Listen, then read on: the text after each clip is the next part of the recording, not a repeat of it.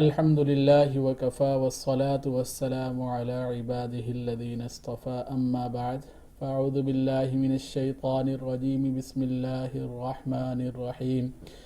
قال فما خطبكم ایہا المرسلون آمنت باللہ صدق اللہ مولانا العظیم۔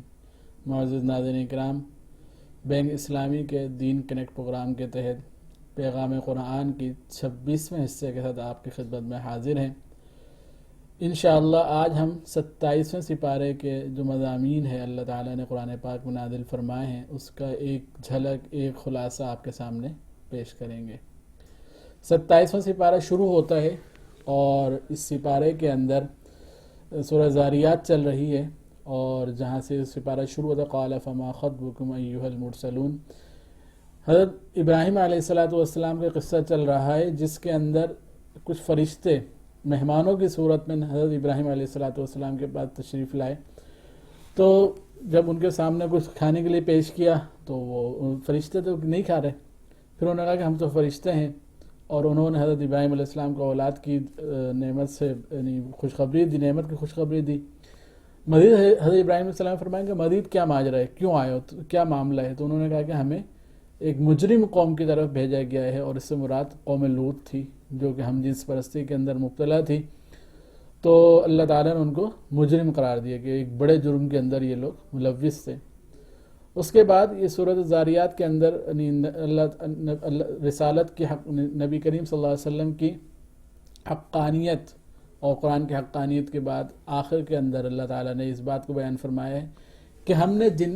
انسان اور جنات کو پیدا کیوں کیا ہے۔ تو اللہ تعالیٰ نے فرمایا کہ پیدا کرنے کا جو مقصد ہے وہ عبادت ہے۔ عبادت کا مطلب یہ ہے کہ بندگی جس طریقے سے اللہ تعالیٰ چاہے ویسے انسان زندگی گزارے۔ یہ بات قرآن پاک میں مختلف جگہوں پر ہم نے اس بات کو دیکھا ہے کہ اللہ تعالیٰ یہ نہیں چاہتے کہ ہم سب کچھ چھوڑ کر صرف اللہ تعالیٰ کی عبادت اس معنی میں کہ خالص اپنے نماز پڑھنا شروع کر دیں، روزے رکھنا شروع کر دیں، بلکہ عبادت کا مفہوم یہ ہے کہ جس حالت میں بھی ہوں، چاہے میں آفس میں ہوں، چاہے میں اپنی تجارت میں ہوں، چاہے گھر میں ہوں، ہر جگہ پر اس بات کا دھیان، اس بات کی فکر کہ اللہ تعالیٰ اس وقت میرے سے کیا چاہتا ہے، میں تجارت کروں تو کیسے کروں، میں جب گھر میں ہوں تو میرا مزاج، میرا رویہ اپنے گھر والوں کے ساتھ کیسا ہو، اولاد کے حوالے سے میری کیا ذمہ داریاں ہیں، والدین کے حوالے سے میری کیا ذمہ داریاں ہیں، پڑوس کے حوالے سے میری کیا ذمہ داریاں ہیں، وہ تمام چیزیں میرے پاس ہوں۔ اور اللہ تعالیٰ نے قرآن و حدیث کی صورت میں علماء کرام نے محنت کر کے ہر شعبے کی جو احکامات ہیں وہ ہمارے سامنے پیش کر دیے ہیں، تو اس پر جب عمل ہوگا تو خود بخود وہ عبادت کے اندر شمار ہو جائے گا۔ اگلی صورت سورۃ الطور ہے، اور سورۃ الطور یہ مکی صورت ہے، اس میں 49 آیات اور 2 رکوع ہیں۔ اس صورت کی ابتدا میں ہی والطور سے ابتدا ہوئی ہے، تو اسی مناسبت اس صورت میں سورۃ الطور ہے۔ اس میں اللہ تعالیٰ نے قسمیں کھائی ہیں، یعنی والطور یعنی طور کی قسم کھائی، اور مزید اور 4 قسمیں اللہ تعالیٰ نے کھائیں، اور ان 4 قسموں کا جو جواب قسم ہے وہ یہ ہے کہ جس عذاب، جس قیامت سے یہ لوگ جس کا انتظار کر رہے ہیں، یعنی کئی دفعہ کفار یہ کہا کرتے تھے ٹھیک ہے جو تم کر سکتے ہو کر لو، جو عذاب اللہ تعالیٰ کا لانا چاہتے ہو آ جائے، جو قیامت کے بارے میں تم کہتے ہو کہ آ جائے تو آ جائے، تو اللہ تعالیٰ کہتے ہیں نے اس بات کو ثابت کیا کہ وہ آ کر رہے گی، جو قیامت ہے وہ بالکل اپنے وقت پر آ کر رہے گی۔ اس چیز کو اللہ تعالیٰ، اچھا یہ سورۃ الطور ہے، پھر آگے سورہ نجم ہے، سورہ قمر ہے، جتنی یہ مکی صورتیں ہیں یہ اپنی فصاحت و بلاغت کے اندر انتہا کو پہنچی ہوئی ہیں۔ یہ وہ صورتیں ہیں جب کفار مکہ ان کو سنتے تھے، خود فصیح و بلیغ ہونے کے باوجود وہ اس عش کر اٹھتے تھے کہ یہ واقعتاً کسی بشر کا کلام نہیں ہو سکتا۔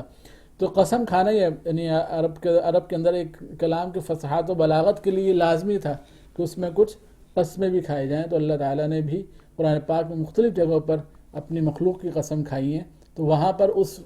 فصاحت و بلاغت کو ہی مد نظر رکھتے ہوئے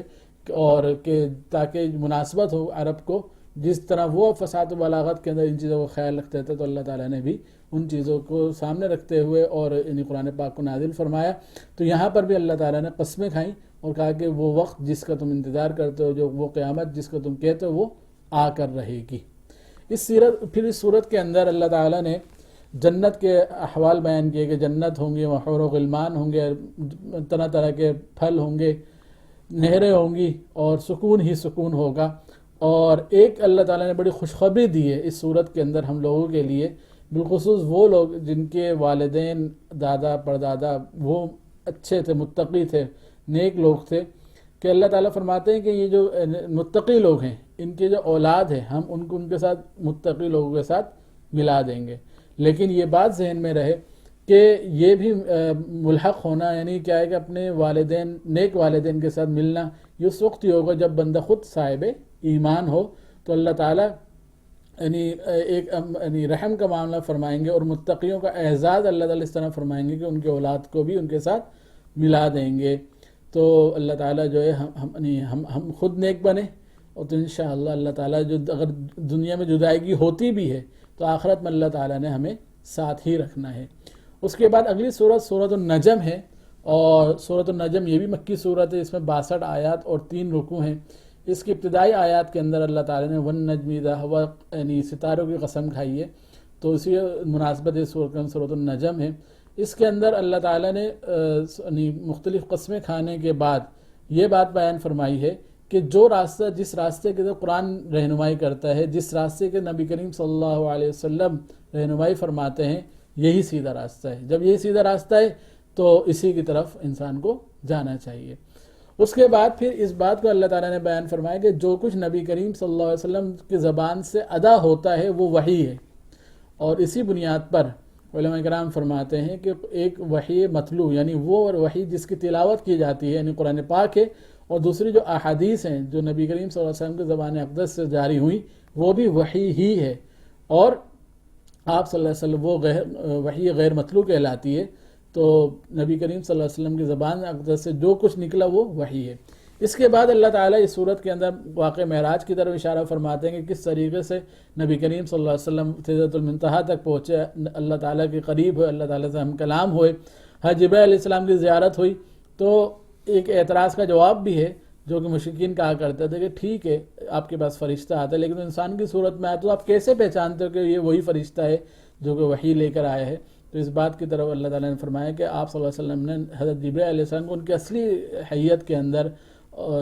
کم از کم 2 مرتبہ دیکھا ہے، ایک واقع معراج کے موقع پر اور ایک دفعہ پہلے مکہ کے اندر اللہ کے نبی نے حضرت جبرائیل علیہ السلام کو دیکھا۔ اس کے بعد سورۃ النجم کے اندر اگلا جو مضمون ہے وہ یہ کہ یہ لوگ ہدایت کے آ جانے کے بعد یعنی قرآن پاک اور نبی کریم صلی اللہ علیہ وسلم کے آ جانے کے بعد بھی اپنی طرف سے گھڑی ہوئی چیزیں، اپنی طرف سے بے بنیاد چیزوں کی اتباع کرتے ہیں۔ یہاں ہمارے لیے بھی بڑا ایک سبق کا معاملہ ہے کہ ٹھیک ہے مشرک مکہ تو اپنی طرف سے بنائی ہوئی چیزوں پر عمل کرتے تھے، ہمارا کیا معاملہ ہے؟ ہمارے سامنے قرآن ایک پوری کتاب ہدایت کی صورت میں موجود ہے، لیکن اس کے باوجود ہم اس چیز کو دیکھتے ہیں کہ ہم اپنے اعمال کے اندر قرآن کو کتنے فالو کرتے ہیں، بلکہ ہم اس چیز کو فالو کر رہے ہوتے ہیں کہ دنیا کس طرف جا رہی ہے، دنیا کس طرح چل رہی ہے، اور اس کے مطابق اپنی زندگی گزارنے کی کوشش کرتے ہیں۔ تو میرے دوستوں، بہنوں، بزرگوں، بات یہ ہے کہ جب یہ کتاب ہدایت آ گئی تو باقی تمام راستے بند، اب ہدایت جو ملے گی اور جو کامیابی ملے گی وہ قرآن کی اتباع کے ذریعے سے ہی ملے گی، اور اس کا ہرگز یہ مطلب نہیں ہے کہ اگر کوئی نئی چیز آتی ہے، کوئی امپرومنٹ آتی ہے، کوئی بہتری آتی ہے تو قرآن اس کو یعنی ایڈاپٹ کرتا ہے، دین اس کو ایڈاپٹ کرتا ہے۔ ہاں البتہ کوئی آنے والی چیز کے اندر کوئی ایسی چیز ہے جو دین سے متصادم ہے اور تو اس کے بہرحال مخالفت کی جاتی ہے اور اس کو بچنے کا کہا جاتا ہے۔ ایک اور سورۃ النجم کے اندر اس کے بعد اگلے جو بات اللہ تعالیٰ نے فرمایا کہ فَلَا تُزَكُّوا أَنفُسَكُمْ، کہ اپنے آپ کا تزکیہ مت کرو۔ تزکیہ مت کرنے کا مطلب ہے کہ اپنے آپ کو نیک نہ کہو، اپنے آپ کو بڑا نہ کہو، یہ ایک بڑی برائی ہے۔ کئی دفعہ ہمارے اندر آ جاتی ہے کہ جب ہم کوئی علم حاصل کر لیتے ہیں، کوئی اپنے عمل کر لیتے ہیں، اس کے بعد ہم سمجھتے ہیں کہ ہم سے زیادہ تو متقی کوئی نہیں ہے، ہم سے زیادہ تو بڑا کوئی نہیں ہے، تو اپنے آپ کو جو ہے خود ساختہ طور پہ اپنے آپ کو عالم کہنا، مفتی کہنا، ساتھ میں متقی کہنا، نمازی کہنا، حاجی کہنا، یعنی اپنے آپ کو اچھا سمجھنا اور اچھا کہنا، یہ اس کی یعنی اس قرآن نے ممانعت کی ہے کہ ایسے نہ کہو۔ اپنے آپ کو ٹھیک ہے دوسرے سمجھیں، یعنی بہت پیاری دعا اللہ کے نبی نے فرمائی کہ اے اللہ اپنی نظر میں مجھے چھوٹا بنا دیجئے، سامنے والوں کی نظر میں مجھے بڑا بنا دیجئے۔ تو اپنی نظر میں انسان اپنے جو گناہ ہیں، اپنی جو لغزش ہیں، ان پر انسان نظر رکھے اور باقی دوسروں کی جو انسان اچھائیوں کے اوپر نظر رکھے تاکہ اپنے آپ کو یعنی بڑا نہ سمجھے یا اچھا نہ سمجھے۔ اس کے بعد اللہ تعالیٰ نے متقی لوگوں کی صفات بیان فرمائی ہیں کہ متقی لوگ وہ ہیں کہ جب نمبر 1 وہ گناہوں سے بچنے کی حتی الامکان کوشش کرتے ہیں، لیکن پھر بھی اگر گناہ ہو جائیں تو پھر وہ اللہ تعالیٰ سے معافی مانگتے ہیں، اللہ تعالیٰ سے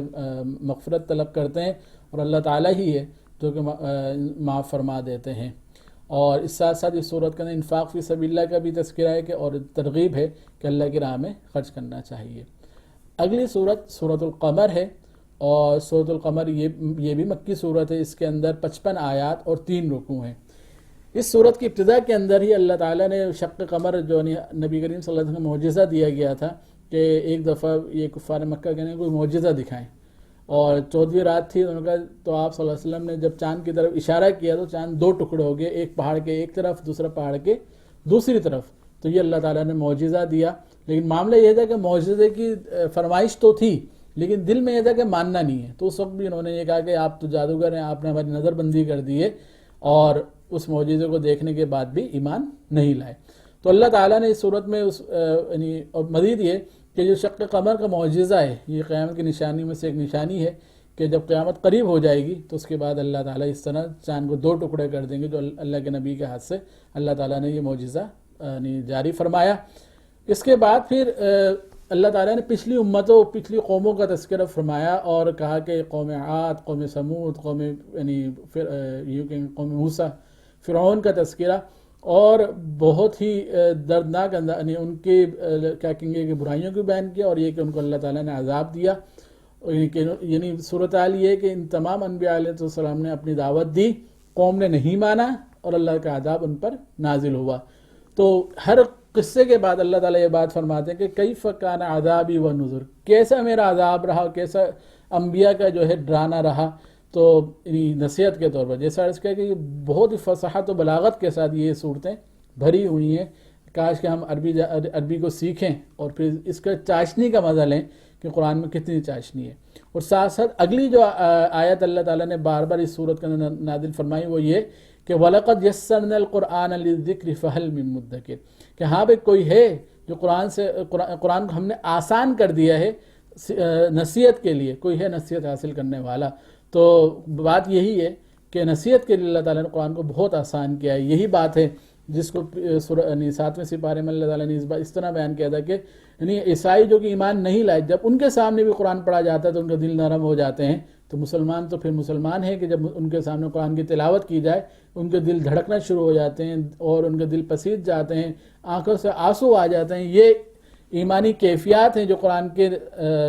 تلاوت کے ساتھ انسان کے یعنی مسلمان کے اندر آنی چاہیے۔ تو نصیحت کے لیے اللہ تعالیٰ نے قرآن کو بہت آسان کیا ہے۔ البتہ جہاں تک معاملہ قرآن سے مسائل کا استنباط ہے وہ بہرحال ان لوگوں کا یعنی کیا کہیں گے کہ حصہ ہے جو قرآن کے اوپر مکمل عبور رکھتے ہوں، احادیث پر عبور رکھتے ہوں، اور اس قرآن پاک کے ناسخ منسوخ اور اسی طرح اور دیگر علوم کا صحیح طریقے سے مضبوط علم رکھتے ہوں، پھر وہ لوگ پھر قرآن سے احکامات مستنبط کریں۔ باقی نصیحت کے لیے اللہ تعالیٰ نے بہرحال قرآن کو آسان کیا ہے۔ اور سورت کے آخر کے اندر اللہ تعالیٰ نے پھر ایک پیشن گوئی بھی فرمائی کہ یہ جو کفار مکہ آج اتنے اچھل کے آ رہے ہیں اور اتنا جس طریقے سے یہ تکالیف دے رہے ہیں مسلمانوں کو، لیکن ایک وقت آئے گا جب یہ ان کا جو لشکر ہے اس کو شکست ہوگی اور مسلمان غالب آ جائیں گے، اور غزوہ بدر کی صورت میں یہ پیشن گوئی پوری ہوئی۔ اور ساتھ ہی پھر صورت کے آخر میں اللہ تعالیٰ نے کافر جو منکرین ہیں اور جو کافر ہیں ان کا انجام بھی بتایا، اور ساتھ ساتھ جو نیک لوگ ہیں متقی لوگ ہیں ان کا انجام بھی بتایا کہ وہ عند ملیک مقتدر، کہ اللہ تعالیٰ کے بعد بہت نعمتوں کے اندر ہوں گے۔ اس کے بعد سورۃ الرحمن شروع ہوتی ہے۔ سورۃ الرحمن مدنی صورت ہے اور اس کے اندر 78 آیات اور 3 رکوع ہیں۔ یہ الرحمن کے ساتھ یہ صورت شروع ہوتی ہے، اور انتہائی اپنی فصاحت و بلاغت کی وجہ سے اس کو عروس القرآن بھی کہا جاتا ہے کہ قرآن کے دلہن ہے۔ اس صورت کے اندر اللہ تعالیٰ نے بیک وقت دونوں جو مکلف مخلوق ہیں یعنی انسان اور جنات دونوں کو ایک ساتھ اللہ تعالیٰ نے اس صورت میں خطاب فرمایا۔ صورت کی ابتدا اللہ تعالیٰ نے الرحمن کے ساتھ کی، یہ جو مشرکین تھے وہ دیگر حوالوں سے اللہ تعالیٰ کو جانتے تھے کہ ہر چیز کا پیدا کرنے والا اللہ تعالیٰ کی ذات ہے، اور ہاں البتہ چلانے کے اندر یہ کہتے ہیں کہ کائنات کو چلانے میں ہمارے جو دیگر خدا ہیں وہ بھی اللہ تعالیٰ کے نعوذ باللہ معاون ہیں. لیکن جب رحمان کی بات کی جاتی ہے تو کہتے ہیں کہ ہم رحمان کو نہیں جانتے. تو اللہ تعالیٰ نے تعارف کروایا کہ الرحمن علم القرآن، کہ وہ رحمان کی ذات جس نے قرآن کی جیسی نعمت دی، قرآن کو سکھلایا اور انسان کو بولنا سکھایا، وہ اللہ تعالیٰ نے اپنے رحمان ہونے کا تعارف کروایا. سورت کی ابتدا کے اندر پھر اللہ تعالیٰ نے اپنے مختلف نعمتوں کو ذکر فرمایا کہ کس طریقے سے اللہ تعالیٰ نے گندم کے خوشے پیدا فرمائے، انار پیدا فرمائے اور دیگر چیزیں. اور اس کے ساتھ ساتھ پھر اللہ تعالیٰ نے اس صورت کے اندر خوبصورتی کے ساتھ ایک آیت بار بار تکرار فرمائی ہے. قرآن ہے کہ اس تکرار میں بھی مزہ آتا ہے کہ اللہ تعالیٰ نے 31 مرتبہ فَبِأَيِّ آلَاءِ رَبِّكُمَا تُكَذِّبَانِ اس صورت کے اندر بیان فرمایا. تو پہلے رکوع کے اندر اللہ تعالیٰ نے اپنی نعمتوں کو ذکر فرمایا، پھر اس بات کو بیان فرمایا کہ یہ دنیا ایک دن ختم ہو جانے والی ہے، فنا ہو جانے والی ہے. پھر اور اس کے بعد جب دنیا کے ختم ہو جانے کے بعد وہ جو مجرم لوگ ہوں گے ان کے لیے اللہ تعالیٰ نے عذاب تیار کر رکھا ہے، وہ کھولتے پانیوں کے اندر اور اپنے آگ کے درمیان گھوم رہے ہوں گے. تو اس کو اللہ تعالیٰ نے بیان فرمایا. اور آخر رکوع کے اندر اللہ تعالیٰ نے پھر جنتیوں کے احوال بیان فرمائے کہ جنتی کے اللہ تعالیٰ نے جو نیک لوگ ہیں، اللہ سے ڈرنے والے لوگ ہیں، وَلِمَنْ خَافَ مَقَامَ رَبِّهِ جَنَّتَانِ، کہ وہ لوگ جو کہ اللہ کے سامنے کھڑے ہونے سے ڈرا، صرف ڈرا نہیں پھر نیک اعمال کیے، گناہوں سے بچا، اس کے لیے اللہ تعالیٰ نے 2 جنتیں تیار کر رکھی ہیں. اس کی صفات اللہ تعالیٰ نے بیان کی ہیں کہ اس میں ایسی حوریں ہوں گے جس کو کسی نے نہیں چھوا، ایسے اپنے بستر ہوں گے جو کہ نرم دبیز ریشم کے ہوں گے، اور ہر مختلف قسم کے پھل ہوں گے، پانی ہوگا. اور وہ اللہ تعالیٰ نے پوری جنت کی نعمتوں کو اس سورت کے تیسرے رکوع کے اندر بیان فرمایا ہے. اور آخر میں اللہ تعالیٰ نے اپنی پاکیزگی اور پاک ہونے کے اعلان کے ساتھ اس سورت کو اللہ تعالیٰ نے یعنی ختم کیا ہے. تو اللہ پاک یعنی یہ جو سورۃ الرحمن کا پیغام ہے کہ نیک لوگوں کے اندر اللہ تعالیٰ ہم سب کو شامل فرمائے، وہ نعمتیں جو اللہ تعالیٰ نے رکھی ہوئی ہیں وہ سب کو عطا فرمائے. سورہ واقعہ کے اندر 3 رکوع اور 96 آیات ہیں. پہلی آیت اذا وقعت الواقعہ، جس میں اللہ تعالیٰ نے قیامت کے وقوع پذیر ہونے کو بیان کیا کہ قیامت آ کر رہے گی، تو اسی واقعہ کے لفظ سورت کا نام سورہ واقعہ رکھا گیا ہے. اس سورت کے بنیادی مضامین وہ یہ ہیں کہ اللہ تعالیٰ نے قیامت کے یعنی وقوع پذیر ہونے کو بیان کیا ہے، اور اس کے بعد یہ بیان فرمائی کہ 3 قسم کے گروہ، 3 قسم کی جماعتیں اللہ تعالیٰ فرما دیں گے. ایک مقربین کی جماعت ہے، وہ لوگ جو کہ فوراً نبی کریم صلی اللہ علیہ وسلم پر ایمان لے کر آئے اور اپنا سب کچھ دین پر لٹا دیا، تو وہ مقربین کہہ لیں، آپ سابقین الاولین کہہ لیں، یہ حضرات ہوں گے. دوسرے نمبر پر یہ سمجھیں کہ خاص مسلمان ہے، خاص مومن ہے، اعلیٰ درجے کے جو ہے مسلمان یا مومن ہیں. دوسرے قسم کے وہ لوگ ہیں جو عام مسلمان ہیں، اور ان کو اصحاب المیمنہ سے قرآن پاک میں اللہ تعالیٰ نے تعبیر فرمایا ہے. اور تیسرے نمبر پر اصحاب المشأمہ سے کفار کو اللہ تعالیٰ نے تعبیر فرمایا کہ وہ لوگ جو کہ ایمان نہیں لے کر آئے. پھر ان تینوں کے جو انجام ہے اس کو اللہ تعالیٰ نے بیان فرمایا کہ جو مقربین ہوں گے وہ کس طریقے سے اپنے تختوں پر تکیہ لگائے بیٹھے ہوں گے اور مسلسل ان کی خدمت ہو رہی ہوگی، جو چاہیں گے وہ اللہ تعالیٰ ان کو عنایت فرما رہے ہوں گے. پھر جو مؤمنین کے لیے یعنی اصحاب المیمنہ کے لیے اللہ تعالیٰ نے جو کچھ جنت کے اندر ان کے لیے رکھا ہوا ہے اس کی ایک جھلک اللہ تعالیٰ نے اس صورت میں بیان فرمائی ہے. اور اس کے بعد پھر اصحاب المشأمہ، وہ لوگ جو کہ جنہوں نے انکار کیا، اور ان کے لیے اللہ تعالیٰ نے کیا جہنم کے اندر کھولتا ہوا پانی اور زقوم، وہ اللہ تعالیٰ نے اس صورت کے اندر بیان فرمایا. اور پھر اللہ تعالیٰ نے اس بات کو بیان فرمایا کہ یہ اللہ تعالیٰ کی قدرت نہیں دیکھتے جو انکار کرتے ہیں اور اصحاب المشأمہ میں شامل ہو جاتے ہیں، کہ کس طریقے سے یہ یعنی تم اپنی تخلیق کو دیکھ لو، کس طریقے سے اللہ تعالیٰ نے پیدا فرمایا کہ یعنی جب نطفے سے کہ تم پیدا کرتے ہو یا ہم پیدا کرتے ہیں. آگ کے اللہ تعالیٰ نے مثال دی کہ جو ہے آگ درختوں کے ذریعے سے اللہ تعالیٰ جو ہے وہ یعنی آگ کو پیدا کرتے جلاتے ہیں، تو تم جلاتے ہو یا ہم جلاتے ہیں. تو اس طریقے سے یا آسمان سے پانی ہے، تم برساتے ہو یا ہم برساتے ہیں. تو اللہ تعالیٰ نے اپنی قدرت کی نشانی کو ذکر کر کے اور بار بار خطاب کیا کہ یہ بتاؤ تم کرتے ہو یا ہم کرتے ہیں. جب ہم کرتے ہیں یعنی اللہ تعالیٰ کرتے ہیں تو پھر اللہ تعالیٰ کی باتوں کو مان لینا چاہیے. آخری رکوع کے اندر اللہ تعالیٰ نے اس بات کو بیان فرمایا اور قسم کھائی ستارے کو، کہا کہ بڑی قسم ہے، اور یہ بات بیان فرمائی کہ قرآن بڑا عظیم ہے، اور ساتھ ہی ایک حکم اللہ تعالیٰ نے دیا کہ قرآن کو بغیر طہارت کے ہاتھ نہیں لگانا۔ اسی لیے علماء کرام فرماتے ہیں کہ قرآن پاک کو مس کرنے کے لیے، ہاتھ لگانے کے لیے ضروری کہ بندہ باوضو ہو، اور اگر غسل کی حاجت ہے تو غسل کیا ہوا ہو۔ پاکی کی حالت کے اندر ہی قرآن پاک کو ہاتھ لگایا جا سکتا ہے، ورنہ نہیں لگایا جا سکتا۔ اگلی صورت سورہ حدید ہے، اس میں 4 رکوع اور 29 آیات ہیں۔